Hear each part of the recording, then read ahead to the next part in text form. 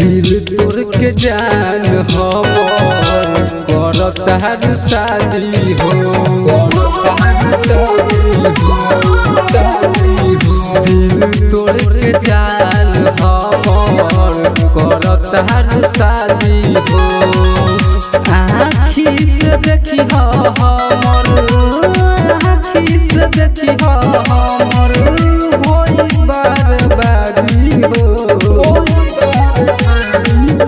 दिल तोड़ के जान हमर करता हर शादी हो। दिल तोड़ के जान हमर करता हर शादी हो।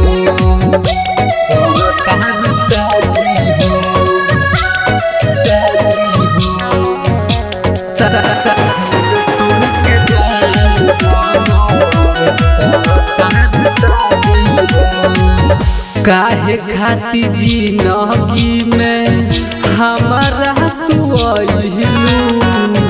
रूपवा के जाल में हमके फसैलू।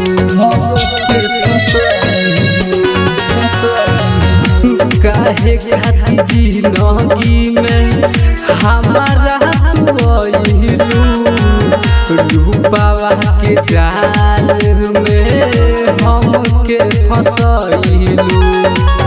लागता कि याद तोहर, लागता कि याद तोहर हमके मुआदी हो।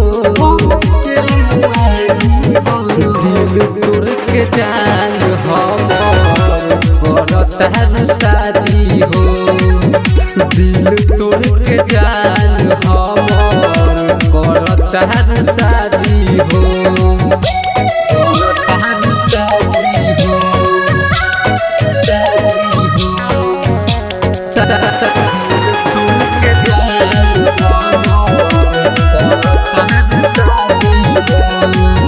राइटर निरंजन तौर पे याद में तोरा रहतिया के मिलत रहू आई के कोरा।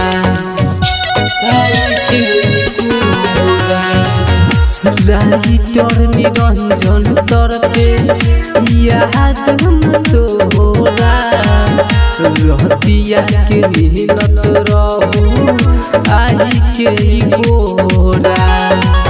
कहे शिव शंकर तोहके, कहे शिव शंकर तोहके हो गइल आजादी हो। दिल तोड़ के जान हमर करता हर शादी हो। दिल तोड़ के जान हमर करता हर शादी हो। Mix by Aaradhya recording studio चोरमा।